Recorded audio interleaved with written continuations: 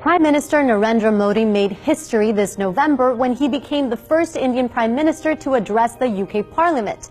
Yet, in contrast to the red carpet the government rolled out, the people of London protested in the streets, demanding answers to the alleged growing intolerance towards minority groups and voices of dissent in India. The persecution of religious minorities was perhaps the loudest cry on the streets. So is India threatening the religious freedom it promises in its constitution?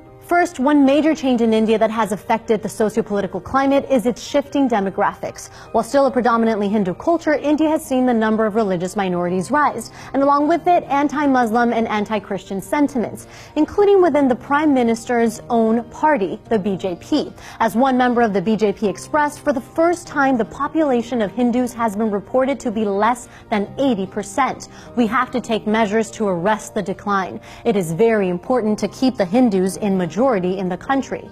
This reasoning seems to be behind paternalistic legislative action intended to stop people from converting away from Hinduism, stripping power away from citizens' religious choice.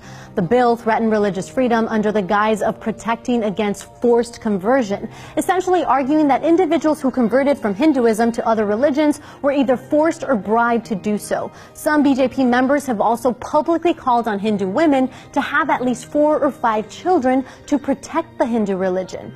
This helps explain why others have gone as far as calling the government the Hindu Taliban, arguing that party members are influenced by the inherently intolerant, illiberal, coercive, and regressive ideology of the Hindutva or Hindu extremists. Perhaps in an effort to distance himself from Hindutva-leaning groups like the RSS, Modi has remained silent, though not without criticism. Some have even been less kind, accusing Modi of being in tacit agreement with these groups, citing he is an RSS veteran steeped in its teachings. And reports of oppressive activities throughout the country involving local governments and police departments are not helping combat this image either. According to Amnesty International, a journalist was unjustly arrested in India for exposing police brutality against a minority group. In their report, the United States government cites the arrest and holding of a Muslim cleric for offending religious sentiments as an example of structural and institutional violence against religious minorities. And on separate occasions, police have reportedly turned a blind eye to Hindu mobs that lynched people for eating beef because it went against their religious beliefs.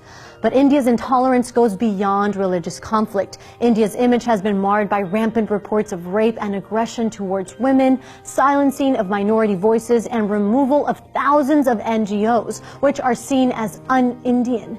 It comes as no surprise, then, that though Modi's recent pronouncements in London that India will not tolerate intolerance and the law will deal with it strictly, the international community remains skeptical.